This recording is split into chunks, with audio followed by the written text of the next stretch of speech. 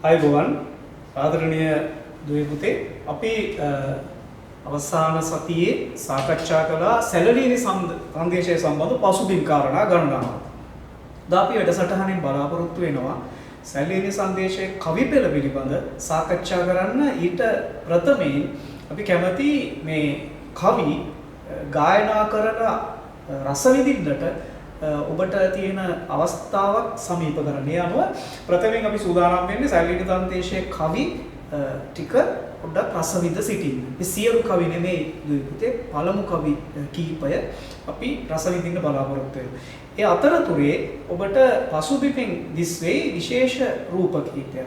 ඔය සැලලියනි සංදේශය රචනා කරේ තොටගමේ රාහුල හාමුදුරුවනේ. රාහුල හාමුදුරුවෝ සම්බන්ධව ජනප්‍රවාදගත කතා රැසක් තිබෙනවා. ඒ රාහුල හාමුදුරුවෝ සම්බන්ධ ප්‍රකට කතාවක් තිබෙනවා. උන්වහන්සේ මේ තමන් වහන්සේගේ ගුරු හාමුදුරුවෝ ළඟ තිබ්බ ප්‍රබල තෛලයක් තෙල් වර්ගයක් පානය කරා කියලා. ඒ තෙල් වර්ගය පානය කිරීම නිසා ඒක ටිකක් දිග කතාවක්. ඒ නිසා ඒ කතාව කියන්න අපිට වෙලාව නෙමෙයි මේක. දැන් ඒ තෙල් වර්ගයේ පානය කිරීම නිසා උන්වහන්සේට මිය ගියාට පස්සේ උන්වහන්සේගේ ශරීරය දිරුවේ නැහැ.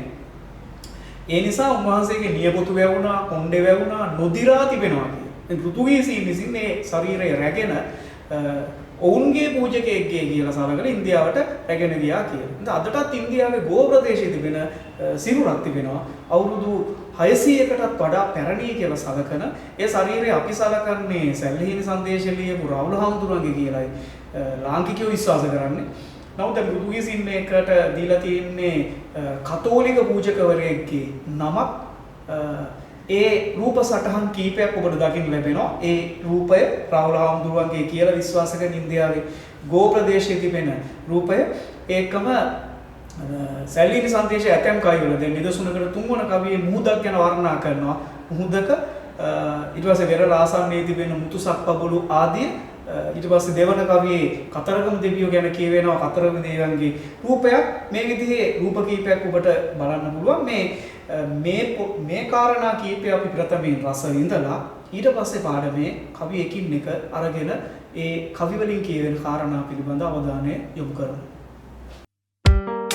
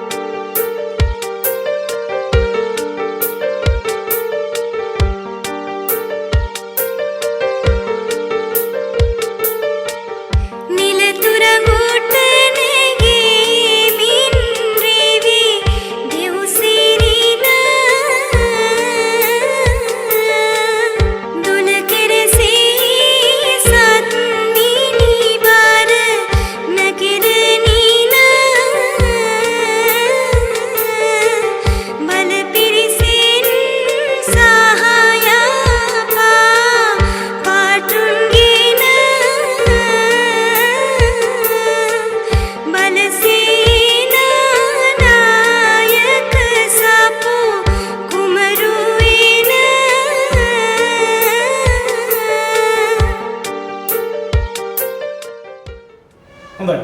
එසේනම් අපි පළමු කවිය පිළිබඳ අවධානය යොමු කරමු.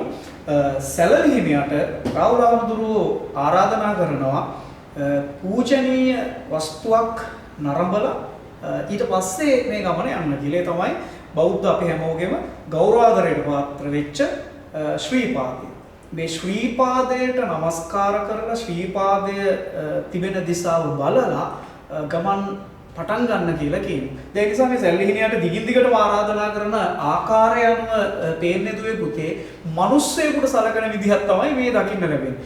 මිනිස්ස අපිනේ සාමාන්‍ය සිරීපාදේ පේනවා නම් নমස්කාර කරලා යන චාරිත්‍රක හිටි සැලලිහිණියටත් එහෙමයි කියන්නේ. ඒ පළවෙනි එක. පළම කවිය කියවෙන්නේ කොහොමද? සුරරද සමන් සමගින් සුරංගන එවර පැහැනද මදාරා පරසතු මල් පතර කෙරකුද වදින රැඳි මුනිසිරිපා තඹර සකිසඳ තෙනේ සමනොලගල නැගෙන හිර. නැගෙන හිර පැත්තේ පේනවා සමනල කන්ද වඳින්න කියලා කියන්නේ. අපි වචනෙන් වචනේ අරගෙන බලමු මොකද්ද කවියේ කියවෙන්නේ. සුර රද. සුර කියන්නේ දෙවියන්ට, රද කියන්නේ රජතුමා. දෙවියන්ගේ රජතුමා දේවාති දේව නමින් නම් කළා බුදුහාමුදුරුවන්ට. නමුත් මේ දෙවියන්ට අග්‍රයි කියලා මෙතන කියන්නේ සක්‍රය. එතකොට කියනවා මේ සක්දෙවිඳු සමන් සුමන සමන් දෙයියොත් එක්ක සහ දිව්‍යාංගනාවන්ද සමග සුරරද සමන් සමගින් සුරංගන. සුරංගන කිව්වේ සුරංගනාව, සමන් කිව්වේ සුමන සමන් දෙයියෝ, සුරරද කිව්වේ සක්‍රය. તો සක්දෙවිඳු සුමන සමන් දෙවියෝ දෙවංගනන් පිරිවරාගෙන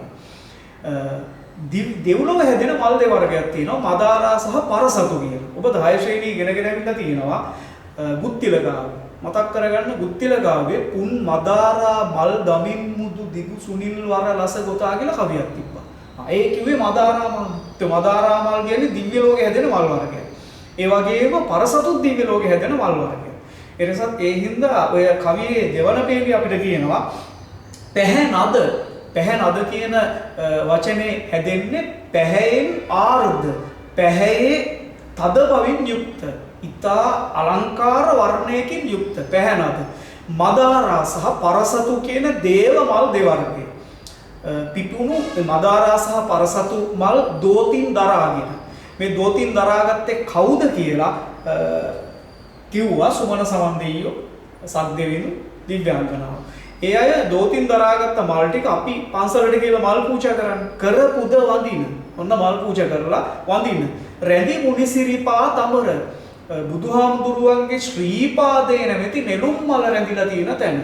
දැන් සිරිපා තඹර කිව්වේ රූපකයක්. તો රූපකයක් කිව්වේ කාව්‍ය අලංකාරයක්. හොඳද? සිරිපා තඹර ශ්‍රී පාදේ නැමැති නෙළුම් මල. ශ්‍රී පාදේ නැමැති නෙළුම් මලට මල් තියලා වැන්දා. අර ආපු සියල්ල සක්දෙවිඳුයි සුමන සමන් දෙයියෝ දිව්‍යාංගනාවෝ සියලු දෙනා.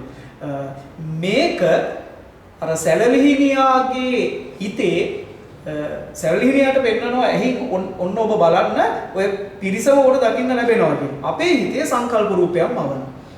අපිට සක්‍රයයි සුමන සමන් දෙයියෝයි දිව්‍යාංගනාවෝයි මල් අතින් දරාගෙන ශ්‍රී පාදයට කියලා নমස්කාර කරන හැටි හිතේම ආ ගන්න පුළුවන්. එතකොට අපි මේකට කියන්නේ සංකල්ප රූප කියලා. මේ කවියේ සංකල්ප රූප කියන කාව්‍ය අලංකාරය, රූපක කියන කාව්‍ය අලංකාරය දකින්න ලැබෙනවා. ආරම්භය සුබ ආරම්භයක් හැටියටයි සැලලිහිණිය ලබා ගන්න. නැගෙනහිර පැත්තේ ශ්‍රී පාදයට নমස්කාර කරලා තමයි මේ ගමන ආරම්භ කරන්නේ. එයම මේ ආරම්භ කරපු ගමනේ පළවෙනියට ඔය ශ්‍රී පාදයේ පෙන්නලා දෙවනුවට පෙන්වන්නේ පූජනීය ස්ථානය. ඒ තමයි කෝට්ටේ රාජධානිය සමග ඉදි කරලා තිබෙන දේවාලය. මේ දේවාලයේ කතරගම දෙවියෝ වෙනුවෙන් වෙන් කරන ලද දේවාලය. මේ දේවාලය තමයි දෙවනුවට සැලලිහිණියට පෙන්වන්නේ. එයම මේ කවිය කියවෙනවා ගණේ මිනි බැබලි කිරණෙව් සතපාය රණේ යටග සැවුලි දුදද ගලපාය අනේ ලකල කළ පුරාප නරපාය පෙනේ දකුණ මහ සෙන්දෙව් රදපාය. දැන් මේ කවියත් අපි වචන අරගෙන බලමු. ගණේ මිනි ඝන මිනි මණික් ඝන වූ මණික් කිරණ. මේ මණික් වල කිරණින් සතපාය. සතපාය කිව්වේ සූර්යයාට. එතකොට මේකේ කියන්නේ මේ හරියට අර දේවාලවල ආරුක්කු වගේ සෙපියසි අග දකින්න ලැබෙනවා මණික්. ඒ මණික් වල කිරණ දහසක් විහිදෙනවා හිරු එළිය වගේ. එතකොට මේ දේව මන්දිරය අතිශය උත්කර්ෂවත් චමත්කාරජනක තා වටිනා වූ මැණික් ඔබ්බවල හදලා තියෙන මේ පියසි කෙළවරේ මැණික් ඔබ්බවල තියෙන දේවාලය. ඒ පළවෙනි පිළිය කියන්නේ. රණේ යටග රණේ කියන්නේ රත්තරන්. යටග කිව්වේ යෂ්ටිවල. යෂ්ටි කිව්වේ කෝටු. රත්තරන් කෝටු වල කුකුලාගේ රුවරක කොඩිය ගහලා තියනවලු අර යෂ්ටි අග. ඔබ දන්නවා අපිත් දැන් බෞද්ධ කොඩියක් හරි ජාතික කොඩිය හරි ඔසවද්දි කුඩා රිටක් කුඩා පොළු කැබැල්ලක් ගන්න. ඒ වගේ රත්තරන් යෂ්ටිය රත්තරන් රිටක අග රන්දලා තියෙනවා කොඩිය. කාගේ කොඩියද? කතරගම දෙයියන්ගේ කොඩිය. කතරගම දෙයියන්ගේ දජය කොඩියේ තිබෙනවා සැවුලිතු දද. සැවුලාගේ රූපේ. සැවුලා කියන්නේ කුකුලා. කුකුලාගේ රූපය තියෙනවා කතරගම දෙයියන්ගේ කොඩියේ මැද. දැන් මේ ඒ කතරගම දෙයියන්ගේ කොඩිය කියලා නෙමෙයි නේ කියන්නේ. සැවුලිතු දද. සැවුලාගේ රුව රැගත් කොඩිය. දැන් ඔබ අසා තිබෙනවා නම් කියවා තිබෙනවා නම් අපේ රටේ ප්‍රසිද්ධ කවියෙක් හිටිය රැයිපියල් තෙන්නකෝන් කියලා එතුමාගේ කවියක් තියෙනවා කුකුළු හැවිල්ල කියලා. ඔය ගමක එක්තරා ගෑනු කෙනෙක් කුකුලෙක් ඇති කරනවා. දැන් මේ කුකුලාට සැලකුවේ Tamanගේ අර සුරතල් අපි පූසෙකුට බල්ලෙකුට ගවයෙකුට සලකනවා වගේ එහෙම ආදරණීය සැලකීම. යම්කිසි දුර්ජන මිනිසෙක් කියලා මේ කුකුලව මරනවා. ඒ කුකුලා මැරුවට පස්සේ මේ මේ කාන්තාව කියලා කතරගම දෙයියන්ට මේ අවනඩුව කියනවා. ඒකේ කියනවා මගේ කුකුලා නැසූ එක දදය ඔබගේ පාළුය කා කියලා. මගේ කුකුලා මරපු එක්කෙනා දදය ඔබේ කොඩිය මැද්දේ කුකුලෙක් ඉන්නවා. ඒ කුකුලව තමයි මරලා තියෙන්නේ කියලා රැපියල් කෙනෙකුන් කවියා කියපු කවිය මේ කවියේ ආభాෂය ගත්තයි කියන එක පැහැදිලිව පේනවා. දැන් කුකුලාගේ රුවරගත් කොඩිය කිව්වේ කතරගම දෙයියන්ගේ කොඩිය යන හොඳද? දැන් එතකොට ඒ කොඩිය රන්දලා තියෙන යෂ්ටිය රත්තරන්. එතකොට අර පියසි යග මැණික් තමයි ඔබ්බවලා තියෙන්නේ. අර දේවාලය උත්කර්ෂවත් වර්ණනා කරනවා. ඊට පස්සේ අනේ ලකල කුල කර පුරාප නරපාය. නරපාය කියන්නේ අපේ රජතුමා තමයිලු මේ ලකල මේ අලංකාර දේවාලය හදා තිබින්නේ. ඒ අනුව මේ රජතුමාද දේව භක්තියෙන් යුක්ත කෙනෙක් කියලා රාහුල හාමුදුරුවෝ හඳුන්වනවා. රාහුල හාමුදුරුවන්ගේ දේව භක්තිය කියන එක මේ සැලීන සංදේශයේ පුරාම කැපී පෙනෙනවා. විභීෂණ දෙවියන් වර්ණනා කරනවා අතිශය උත්කර්ෂවත් ලෙස මේ කතරගම දෙයියන්. එතකොට දේව භක්තිය රාහුල හාමුදුරුවෝ ගාව හොඳින් තිබ්බ දෙයක්. රාහුල හාමුදුරුවෝ කියනවා අපේ රජතුමා තමයි මේ කතරගම දේවාලේ හැදුවේ. පෙනේ දකුණ ඔන්න දකුණු පැත්තෙන් පේනවා මහසෙන් දෙව් රදපාය. මහාසේන දේව ප්‍රාසාදේ. කතරගම දෙවියෝ කියලා කිව්වේ නැහැ. ඒ සුප්‍රකට නාමයනේ. අපි කියනවා කතරගම දෙවියෝ. ස්කන්ධ කුමාර. දැන් දකුණු ඉන්දියානු කට්ටිය කාර්තික දේව කියලා කියනවා. දැන් මේ කතරගම දෙවියන්ට නම් කීපයක් තිබුණා. ඒ අතර එක නමක් තමයි මහසෙන් දෙව්. මහාසේන දේව රාජයා. ওই මහාසේන දේව රාජයා කියලා මහසෙන් දෙව් කියන නමක් පටබැඳෙන්න හේතු හැටියට සලකන්නේ කතරගම දෙවියෝ තාරක කියලා අසුරයෙක්ව මර්ධනය කරන්න මහා සේනාවක් රැගෙන ගියයි කියලා දේව කතාව කියනවා. ඒතරේ මහා සේනාව රැගත් දෙවියා කියන අර්ථයෙන් තමයි මහසෙන් දෙව කියන නම නිර්මාණය වෙලා තිබෙන්නේ. එතකොට මේ දකුණු පැත්තේ තියෙන කතරගම දේවාලේ පෙන්නනවා කතරගම දේවාලයටත් නමස්කාර කරලා කතරගම දෙවියන්ගේ ආශිර්වාද ලබාගෙන යන්නේක බෞද්ධයන්ගේ නැත්තම් මේ Hindu අයගේ දෙමළ ජාතිකයන්ගෙත් අපිට දකින්න ලැබෙන විශ්වාසයක්. හරියට මේ මිනිස්සෙකුට සලකන විදිහට සැලකුවේ කියන සාධකයේ නැවත සනාථ වෙනවා. දැන් ඔන්න ගමන් ආරම්භ කරන්න හරි මේ කාලය සියල්ල ශ්‍රී පාදයේ පෙන්නවා කතරගම දේවාලයේ පෙන්නවා. ඉන් අනතුරු ඔන්න සෝබාධානයේ චමත්කාර ජනක තැන් ටික පෙන්නගෙන යනවා. ඉන් අනතුරු පෙන්නනවා මුහුද. ඕටි ඉඳලා අපේ රටේ දකින්න ලැබෙන මුහුදු වෙරළට ඒ තරම් දුර නැහැ. විශේෂයෙන් සැලීනිය දැන් අහසින් ඉගිලීගෙන යනකොට හරි අහසට ගිය සැලීනියට ඈතින් මුහුද පේන එක ස්වභාවිකයි විශ්වසනීයයි. දැන් මේ දෙක අපූර්වට එක්තෙන් කරන්න කවියා සමත් වෙනවා. ඒක විශේෂත්වය. අනිත් අතට කාව්‍ය සංකල්පයක් ගොඩ නගනවා අපූර්ව ලෙස කවිය. අපි බලමු මේ කවිය පදපේලි වලට කියලා වළඳින අදහසින් මෙන් සුර ගග අගන නලබල සසල දල රළ පෙළ නුඹ නැගින වෙලලස ගැවසි මුතුසක් පබළු බබලන බල මහ මුහුද එම සඳ උතුරින් පෙනෙන නැගෙනහිරේ ශ්‍රී පාදයේ පෙන්නලා දකුණෙන් කතරගම දේවාලේ පෙන්නලා උතුරෙන් මුහුද පෙන්නනවා. දැන් කවියා මුහුද සැමියාටත් අහස බිරිඳටත් සමාන කරනවා. මුහුද කියන සැමියට තියෙන අත් තමයි දිය රැලි. එතකොට මුහුද කියන සැමියා දිය රැලි කියන අත් වලින් අහස කියන බිරිඳව වැළඳ ගන්න හදනවායි කියලා කාව්‍ය සංකල්පයක් කවියා ගොඩනගනවා. අපි වචනවලට යමු. වළඳින අදහසින්, වැළඳ ගන්න අදහසින්, සුර ගඟ අඟන, අහස් ගඟ නැමැති කාන්තාව. දැන් අහස් ගඟ නැමැති කාන්තාව කියන්නේ රූපකයක්. ද අහස බිරිඳට සමාන කරනවා. අහස කියන බිරිඳව මුහුද කියන සැමියා වැළඳ ගන්නවා. ඒක කියන්නේ දෙවන පේන්නේ මෙහෙම. නල බල සසල, නල කිව්වේ සුළඟට, බල සුළඟේ බලයෙන්, සසල සෙලවෙන, දල රල විශාල දියරැ, දල රල නුඹ නැගෙන අහසට නැගෙනවා. වෙරළේ ස්පර්ශ වෙලා අහසට නැගෙනවා. දැන් හොඳින් බලන්න ස්වාභාවික සංසිද්ධියක් මේක. මුහුදේ දියරැ වෙරළේ ස්පර්ශ වෙනවා. කවිය සිග්නය දකින්න. මේකට කියනවා කවිත්වය කියලා. කවියා මුහුද සැමියට, අහස බිරිඳට, දියරැල් අත්වලට සමාන කරලා මුහුද කියන සැමිය, අහස කියන බිරිඳ වැළඳ ගන්න හදනවා කියලා කාව්‍ය සංකල්පයක් ඉදිරිපත් කරනවා. දැන් මේකේ ඔබ තේරුම් ගත යුත්තේ ආදරණීය දුවේ පුතේ, ඔබ විචාර ප්‍රශ්නකට පිළිතුරු ලියද්දී කවිත්වය ගැන ලියනවා නම් මේ සංකල්පය හොඳින් පැහැදිලි කරන්න ඔබට හැකියාව ලැබෙනවා. මේ පළවෙනි පේළියේ දකින්න ලැබෙන සුර ගඟ අගන කියන පේළියේ රූපකයක් මතක තබා ගන්න.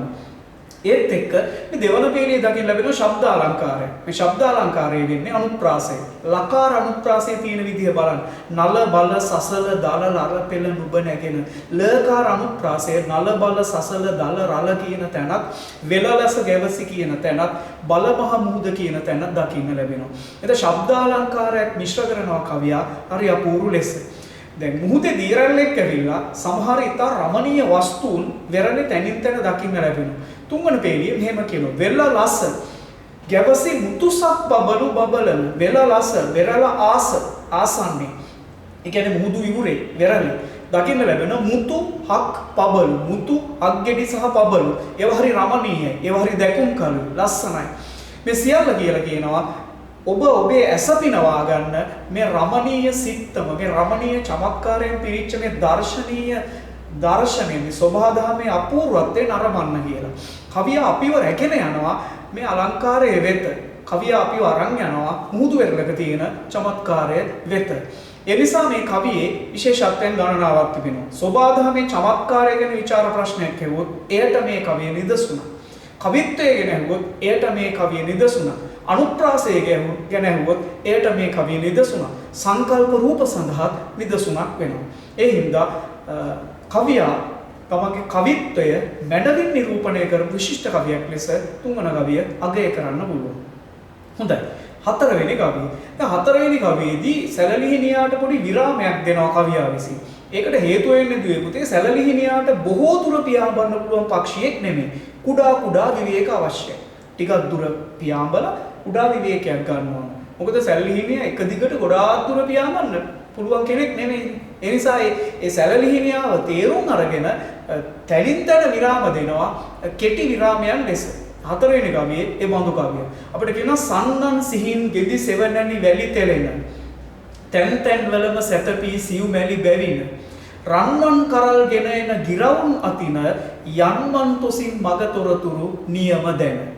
මේ කවිය නැවත නකාර අනුප්‍රාසය නැත්නම් නයන් අනුප්‍රාස කිරීම දකින්න ලැබෙනවා. සන්නන් සිහින් ගෙදි සෙවණැලි තැන් තැන් වලම රන්වන් කරල් යන්මන් නකාර අනුප්‍රාසය දකින්න ලැබෙනවා.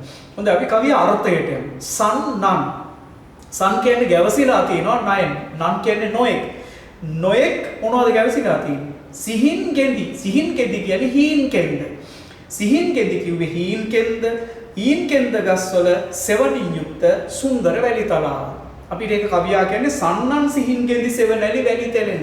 හීන් කෙන්ද ගස්වල සෙවණින් යුක්ත රමණීය වැලි තලාව. දෙවන පේළියේ කියනවා තැන් තැන් වලම සැතපී සිව්මැලි බැවින. සැලලිහිණිය සිව්මැලි.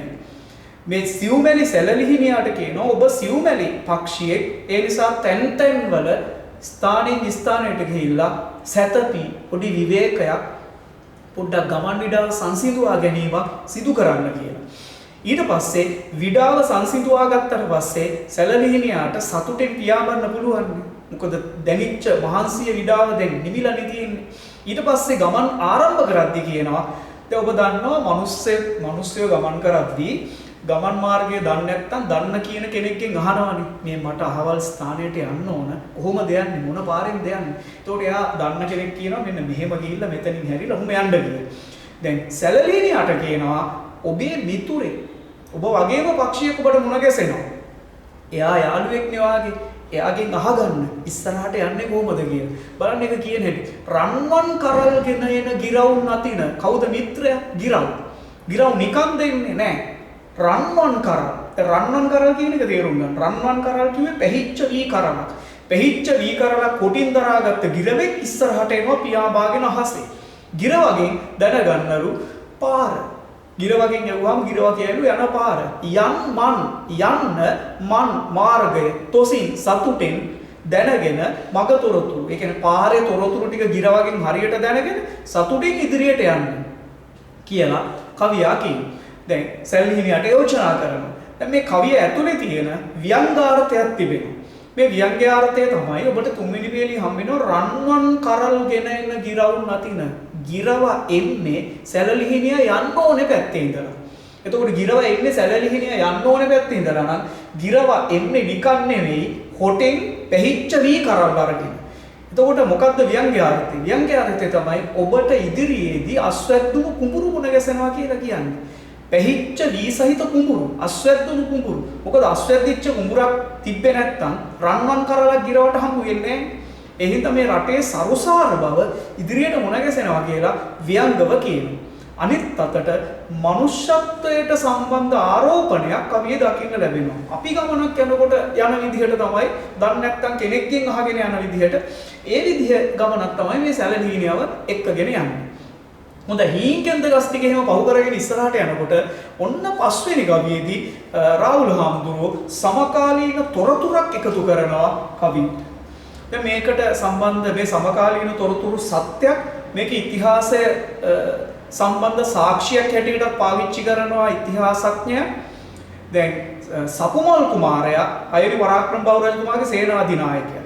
සපුමල් කුමාරයා යාපනයේ ආර්ය චක්‍රවර්තීන් පරාජයට පත් කළා පැමිණෙන ගමන රාහුල හාමුදුරුවෝ මේ කවියේ වර්ණනා කරනවා.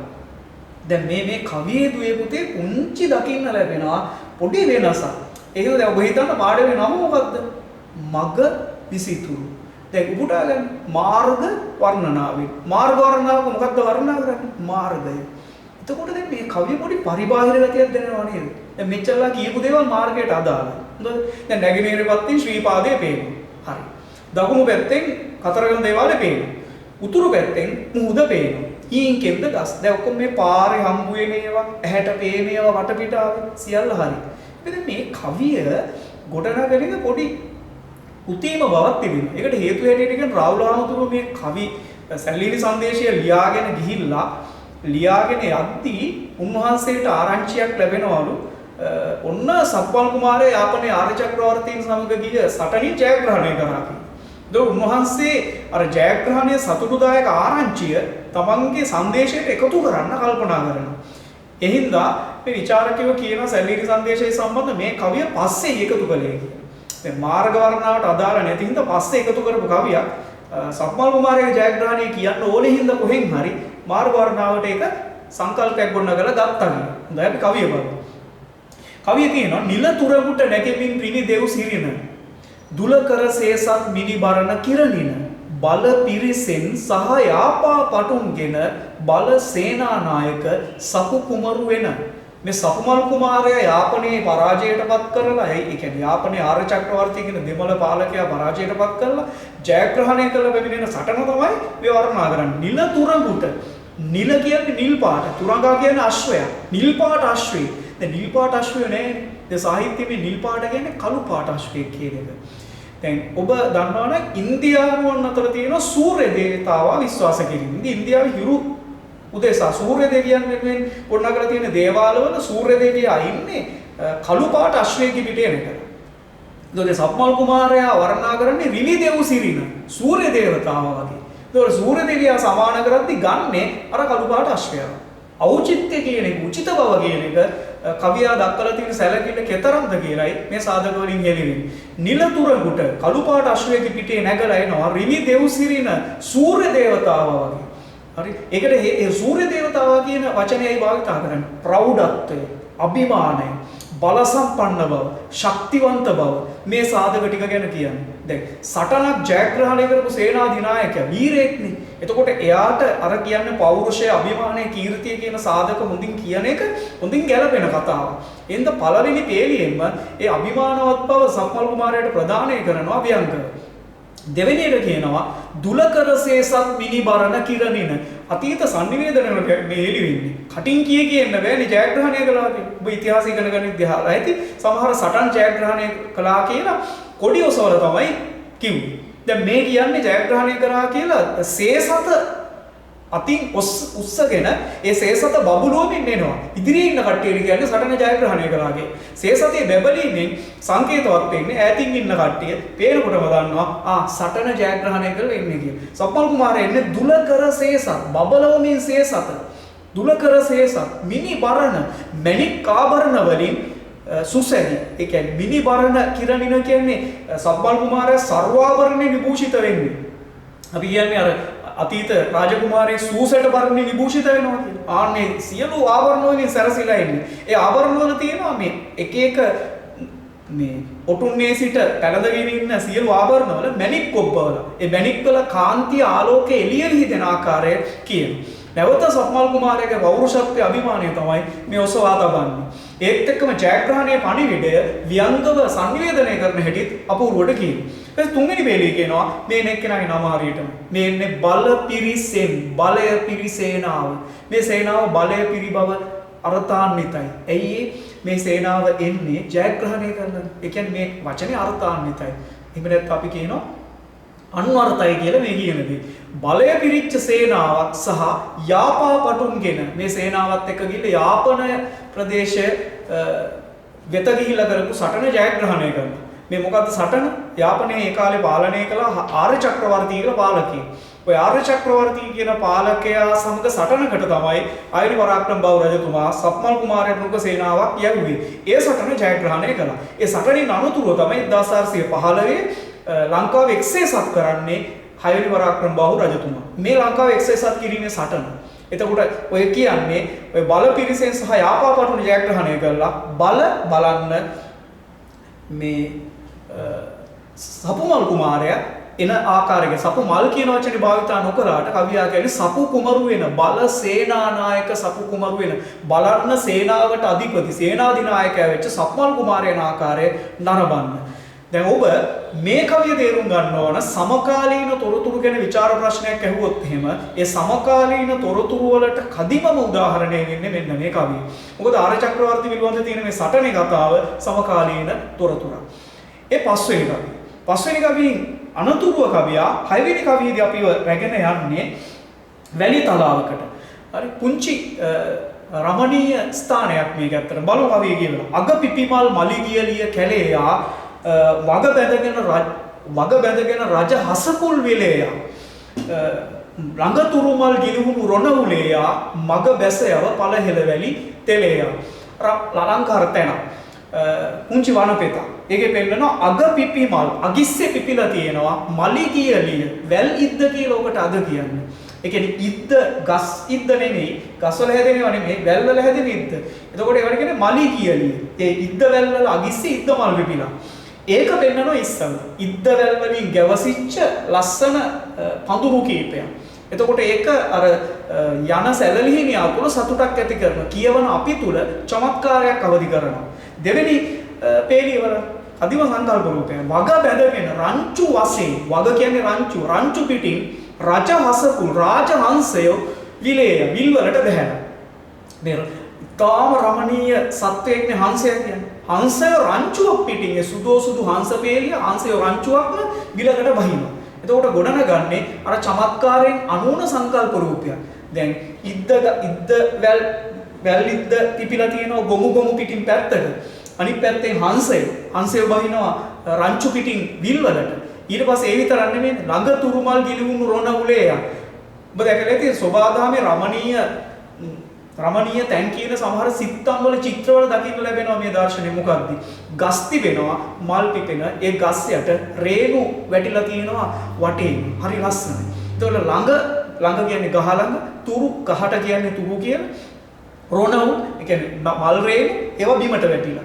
ඒතකොට ඒ කවියා කියන්නේ ළඟ තුරු මල් ගිලිහුණු රොණවුලේ මේ සියලු සෝභාධාමී අලංකාර තැන් නරඹලා ආරාධනා කරනවා මග බැසයව ඵලහෙල වැලි තෙලේයා. උන්න පාරට බැහැලා යන්න වැලි තලාවේ දිගටම කියලා ආරාධනා කරනවා. මේ වැලි තලාවේ යම් දුරක් යනකොට ඔන්න සැලලිහිණියට මුණ ගැසෙනවා පොඩි මුර කපොල්ල. ඒ මුර කපොල්ල කෝට්ටේ රාජධානී ආරක්ෂක කපොල්ල. දැන් මෙයද මේ සැලලිහිණි සංදේශයේ තියෙන සමකාලීන තොරතුරක්, ආරක්ෂක තොරතුරක්. අපි කියන්නේ ආයුධ පරාක්‍රම බහු රජතුමා රට එක්සේ සත්තරා කියලා ආරක්ෂාව තහවුරු කරලා තිබෙනවා. මේ කපොල්ල කයිකාවල මුර කපොල්ල. මේ මුර කපොල්ල පිළිබඳ තමයි අත්වන කවිය කියන්නේ. අපිට කියනවා අයිරාවන උවත් නවතන රිසින් නෙන. අයිරා දහස් දිලි දුනුකොත් සිපත් කෙන. කයිකාවලෙහි දැක සෙබළුන් රැක සිටින වයියා කරන් මල් ගණවන තුරු හිසින. මල් තුරු ගණවන හිසින් කියන. දැන් මේ කවියේ පළවෙනි වේලී කියන වචනේ බලන්න. අයිරාවන වුවත් අයිරාවන කියන්නේ සද්දෙවිඳුගේ හස්තිය. සත්‍රයාටයි තියතා. දොරේ යත අති ශක්තිවන්ත හස්තිය. අයිරාවන ඇතාගේ ශක්තියයි ප්‍රමාණයයි කියන හැටියට මිනිස්සෙකුට අයිරාවන ඇතා නවත්තන්න තියා හිතන්නවත් බැහැ.